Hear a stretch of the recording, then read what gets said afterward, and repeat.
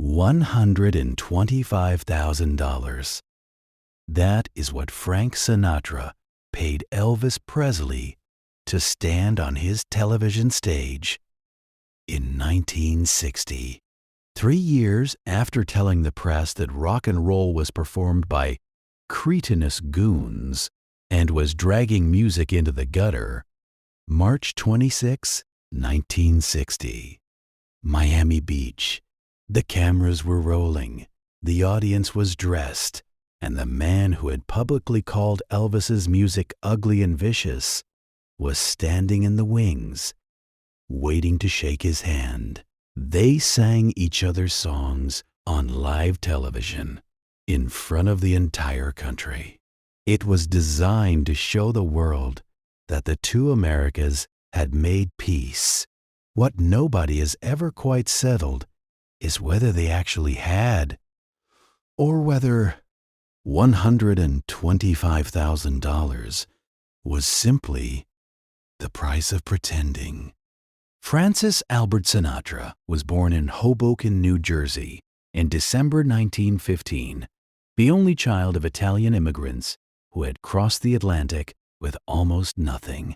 By the early 1940s, he had become something the music business had never quite seen before. A singer who made teenage girls faint in the aisles. They were called Bobby Soxers, and they screamed at Frank Sinatra the way a later generation would scream at someone else entirely. The critics called it hysteria. Psychologists were consulted. Newspapers ran editorials about the danger of it all.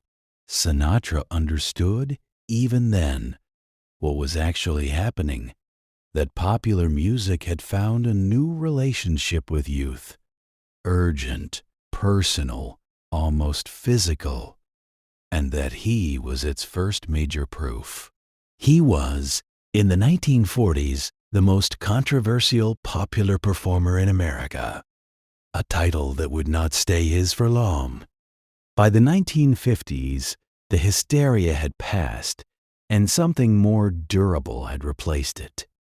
Frank Sinatra had survived a career collapse in the late 1940s, lost his recording contract, lost his management, lost the cultural momentum that had made him famous, and come back with a Capitol Records deal, an Oscar for From Here to Eternity, and a sound that had matured into something no one could dismiss. The Rat Pack, Las Vegas, the late-night saloon swagger of songs for swingin' lovers. Sinatra in the mid-1950s was not a teenage idol anymore. He was an institution. He had moved from phenomenon to authority, from screaming girls to sold-out showrooms, from controversial to canonical. He had done what very few performers manage, outlasted his own scandal, and become the establishment, which meant, by 1956, he had something significant to lose. Elvis Aaron Presley was born in Tupelo, Mississippi in January 1935, the surviving twin of 2 boys. His brother Jesse Garin was stillborn, a loss that his mother Gladys would carry for the rest of her life, and that Elvis would carry with her. Tupelo was poor, rural, and deeply Southern, and Elvis grew up inside a culture where gospel music, country, and the blues moved through the same rooms without ever quite being the same thing. He heard it all and absorbed it all. And when his family moved to Memphis in 1948, he arrived in a city that was a meeting point for every sound the American South had produced. He was 13 years old. He was listening to everything. And somewhere in that listening, something was forming that did not yet have a name. In the summer of 1954, Elvis Presley walked into Sun Studio on Union Avenue in Memphis and recorded That's All Right, a song that blended country structure with the rhythm and feel of the blues in a way that no one had quite heard before. Sam Phillips, the studio's owner, had said he was looking for a white singer who could bring the feel of black music to a white audience. What he found was something more complicated. A performer who didn't separate those sounds at all, who had grown up inside all of them simultaneously, and who sang as if the boundary had never existed. By 1956, Elvis was on The Ed Sullivan Show, watched by 60 million Americans. The establishment took note. Not all of it was pleased. In 1957, Frank Sinatra gave an interview in which he described rock and roll as the most brutal, ugly, desperate, vicious form of expression it had been his displeasure to hear. He called it the music of cretinous goons, said it was sly, lewd, in plain fact, dirty. The statements were clearly directed at a target. Even if Sinatra did not name Elvis Presley directly, what made the attack significant was not its anger, but its source. This was not an elderly conservative writing letters to the editor. This was Frank Sinatra, a man who had once been called exactly the same things himself, who had once been the danger parents warned their daughters about, who had once made grown adults question whether popular music was destroying the young. He had forgotten what it felt like to be the new thing. Or perhaps he hadn't. In March 1958, Elvis Presley was drafted into the United States Army. Private 533-107-61, stationed eventually in Freiburg, Germany, serving 2 years like any other soldier. The draft was, in the language of the culture war, a kind of victory for the people who believed rock and roll was a phase, that the Army would straighten out the sideburns and return something more manageable to American popular culture. Colonel Tom Parker, Elvis's manager, had a different calculation. He believed that 2 years of service would transform Elvis from a controversial phenomenon into something the whole country could accept. A soldier was safe. A soldier was patriotic. A soldier could come home to a television special. What Parker understood, and what Sinatra, watching from Las Vegas, also understood, was that Elvis's absence was only creating a larger space for his return. When he came back, someone would have to welcome him. The question was, who that would be. The call came through Colonel Tom Parker. Frank Sinatra's production company was developing a television special for ABC, a high-profile event built around Sinatra's brand of cool, his Rat Pack circle, his Las Vegas world. The pitch to Parker was simple: bring Elvis home on Sinatra's stage. The implicit logic was harder to say out loud. Sinatra needed the cultural relevance that Elvis represented. Elvis needed the mainstream legitimacy that Sinatra represented. It was a transaction dressed as a celebration, a negotiation dressed as a homecoming. Parker secured $125,000 for a single appearance. In 1960, that figure was essentially without precedent for a television performance. The show would be called Welcome Home Elvis. The title was not ironic, but it was also not entirely straightforward, because the man doing the welcoming had spent 3 years telling the world that what Elvis represented was something close to a disease. The taping took place on March 26, 1960, at the Fontainebleau Hotel in Miami Beach. Elvis arrived in a tuxedo, a deliberate choice, a visual statement that he had returned from the Army as something more formal, more controlled, more acceptable. Sinatra was in his element, The showroom, the lights, the choreography of cool that he had perfected over 2 decades. What the cameras captured was a performance of reconciliation. They exchanged songs.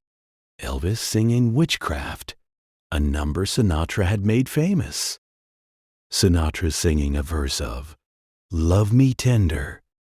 The audience loved it. The special aired on May 12, 1960, and drew one of the largest television audiences of the year. 2 men from 2 different Americas, performing the idea that those 2 Americas were not at war. Whether that idea was true was a question the program was not designed to answer. For Elvis, the special accomplished exactly what Colonel Parker had intended. He returned to the charts with new recordings, ballads that owed more to Sinatra's world than to the one Elvis had come from. The tuxedo was not a costume. It was a direction. For Sinatra, the calculation was less clean. He had publicly declared war on a musical movement and then invited its most famous face into his living room. Some in his circle saw it as pragmatic and smart. Others saw it as a concession he had not quite processed. What both men carried out of that Fontainebleau hotel room was an understanding that the music business had changed in ways that could not be undone, and that neither of them could afford to pretend otherwise. The handshake was real. What it meant behind closed doors was another matter entirely. The decade that followed sent them in directions that looked like divergence, but were, in certain ways, a mirror. Elvis disappeared into Hollywood. A string of musical films that Colonel Parker believed were commercially safe and that many of Elvis's most devoted listeners experienced as the slow disappearance of everything that had made him matter. Sinatra continued recording, continued performing, became increasingly political, and remained a figure of authority in a culture that was rapidly changing around him. Both were, in different ways, building fortresses out of identities that had already been established, rather than risking those identities on new territory. When the Beatles arrived in 1964 and repositioned the entire conversation about popular music, both Sinatra and Elvis found themselves on the same side of a generational line for the first time, the side that the music press was no longer writing about in terms of the future. What passed between them privately is a matter of limited documentation and considerable inference. Both men, in interviews over the years, spoke about the other with a careful formality, neither warmly nor coldly, but in the measured language of 2 people who understood each other's position without being close. Sinatra, in later years, acknowledged Elvis's talent in terms more generous than anything he had said in 1957. Elvis, by most accounts, held a genuine admiration for Sinatra's craft, the phrasing, the control, the economy of a voice that knew exactly where every note belonged. What is harder to establish is whether the Fontainebleau evening had created anything real between them, or whether it had simply been what it appeared to be, a well-executed piece of television. 2 performers doing what performers do, making the performance look like the truth.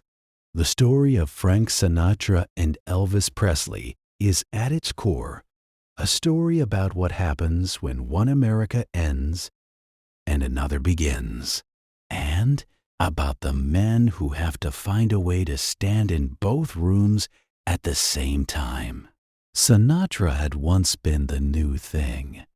He knew, better than most, what it cost to be displaced by something younger and louder and harder to contain. Elvis had been the new thing. He learned, faster than he should have, what it felt like to be managed into something safer. Between them, across that single televised evening in 1960, they performed the transition that American popular culture was undergoing, whether anyone wanted it to or not. Neither of them chose it. Neither of them could stop it. They could only decide, as they did that night in Miami Beach, how to stand in the same frame without flinching. Frank Sinatra lived to 82. Elvis Presley died at 42. In the years between that Miami Beach handshake and their respective endings, they were never again in the same room in a way that history recorded. What they left behind was a single evening on television, a shared mythology about two Americas, and a question that neither man ever answered directly. Did they respect each other, or did they simply understand each other? And are those two things the same? Two legends, two worlds, one night that the entire country was watching. What do you think really passed between them? Genuine respect, or the most expensive performance of their careers? Tell us in the comments below. And if you want more untold stories like this one, subscribe. There's more where that came from.